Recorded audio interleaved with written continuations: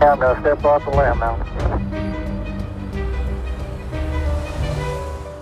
That's one small step for man, one giant leap for mankind. 50 years ago today, 3 very brave guys blasted off of the moon in Apollo 11 to make some big history. And I thought, you know, I've got a lot of connections to this in a certain way, and there's some great stories to be told.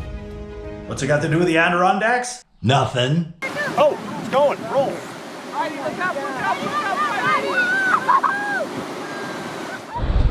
And here it goes. Is that unbelievably bright?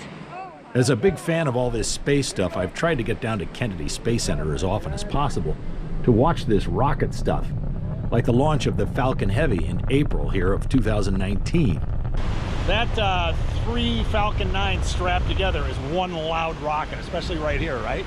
There was a distinct drumming on the chest sensation. That was so cool. But like everybody else back in 1969, I had to watch it on TV. So we flash forward about 3 years to January of 1971, a college break, and I'm with my buddies Mark and Paul on the Max Brewer Parkway in Titusville, Florida, to see the launch of Apollo 14. Now this was the one that came right after the ill-fated Apollo 13, so there was a lot of renewed interest in the space program, and everybody was pretty nervous. We had a great front row seat, and off in the distance, probably about 10 miles, we could see the Saturn V sitting on the launch pad. The launch was absolutely spectacular. The ground literally shook from one of the most powerful moving objects ever created. Confession time, this isn't Apollo 14. I tried to take a shot of the launch through my binoculars and goofed it up completely. This was a later launch, and the film was taken by my father-in-law.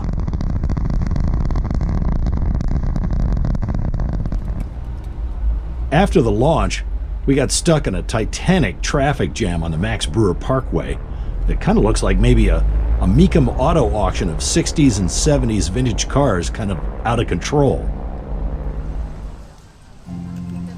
So here's my father-in-law, who not coincidentally filmed an Apollo launch of his own. As it turns out, he's pretty good at figuring out how to get people where they need to go, like to really faraway places, or like getting his daughter to the altar to get hitched to me.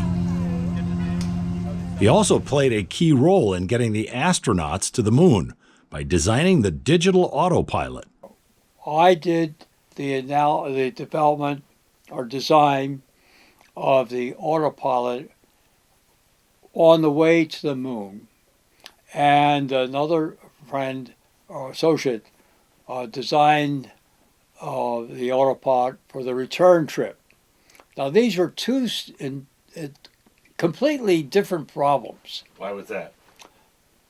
On the way to the moon, we had the LEM attached, okay, which introduced problems of bending. So the bending, the design of the computer, of the autopilot, had to somehow compensate for, prevent from the bending to occur. Gil had one other thing to contend with in the design of the digital autopilot. The LEM and the Apollo service module had tanks filled with rocket propellant. And if they got moved around, that stuff would start sloshing, and then bad things happened. And the damping was practically nil. And so if it starts to slosh back and forth, that could be a major problem. Thanks to my father-in-law's digital autopilot design, everybody made it to the moon and back, even the astronauts on Apollo 13, though they had to use the LEM computer for guidance and navigation for their safe return. Gil moved on to a new project. When Apollo 13 occurred, the disaster, an explosion of the service module, I was no longer working on the Apollo program.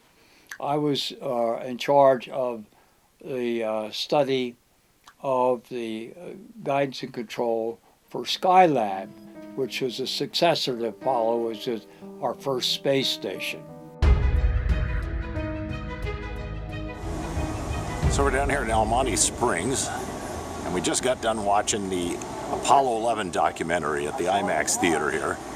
And at the end, this guy here in the front, Tom Smith, stood up. He had worked on the reaction control systems on the Apollo 11 spaceship. A series of small rocket motors that allowed the LEM to rotate and aim itself while floating in space. So I signed off on a government form called the DD-250, which accepted the reaction control subsystem, which are those 16 attitude control rockets I was telling you about. Okay. Monomethylhydrazine and nitrogen tetroxide. For everyone who worked on the moon program, the worst moment was the launch pad fire on Apollo 1 that killed 3 astronauts. Of course, we had Apollo 1, which was on the pad, okay, which was the saddest day of my life. Yeah. One of the saddest. I actually knew a friend of mine who was working on Apollo 1 on the outside of it when that happened. And I called him. I got him on the pad. What a sad day. Yeah. You know, very sad. I'm almost afraid to broach this subject, the whole notion that the moon landings were fake or a hoax. Tom's got a very simple way of looking at this. Because if we hadn't made it to the moon, the Russians would have blown the whistle on us. Right. Okay? Because they were the ones that were hurt by all this. And we killed them. We just killed them. Yeah, we're at the Space Center, getting a personal guided tour. Scrub CO2. So we scrub CO2 out of there. We take sweat and urine and process it into drinking water. Welcome to the realities of space travel. Have you seen a flyover? And Laura Beachy, our tour guide, ought to know. She's memorized all the plumbing on the International Space Station because she's a flight controller and astronaut trainer. I bet her workspace is cooler than yours. This is the Apollo control room. This room has been designated as a National Historic Landmark. Come on, if this room doesn't qualify, then no place does. Since our visit 4 years ago, they've raised a ton of money and recently brought it back to 1969, complete with ashtrays and working consoles. So this was the seat that is now, let's see, they were rattling off. I can almost rattle off the whole Apollo 11 last 20 seconds. Contact light. Okay, engine stop. APA at a descent. Mode control both auto, descent engine command override off. Engine arm off. Port 13 is in. We copy you down, Eagle. Houston, Tranquility Base here. The Eagle has landed. Roger, Tranquility. We copy you on the ground. You got a bunch of guys about to turn blue. We're breathing again. Thanks a lot.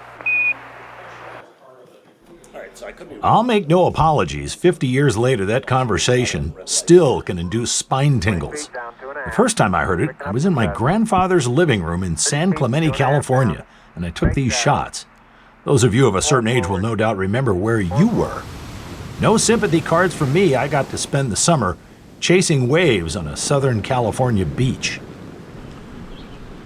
President Richard Nixon's summer White House was just down the beach from us there in San Clemente. We could hear his helicopter flying by all the time, but we never actually got to see him live. Well, I did get to see the landing live at my grandfather's house. I missed the first moonwalk. And the reason was a lady friend of mine at the time presented me with a gift of movie tickets, so kind of had to do that. And we went through some very deserted streets in Southern California. But later when we got home that night at midnight, I could actually watch it on a replay, so I didn't miss it.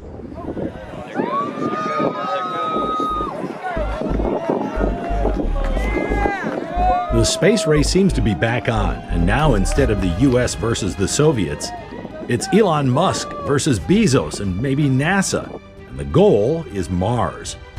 Hopefully before my clock runs out, we'll get another epic landing, this time on the Red Planet, to thrill yet another generation. Yeah, I'm a flight surgeon. I push the buttons until You make sure the astronauts are healthy.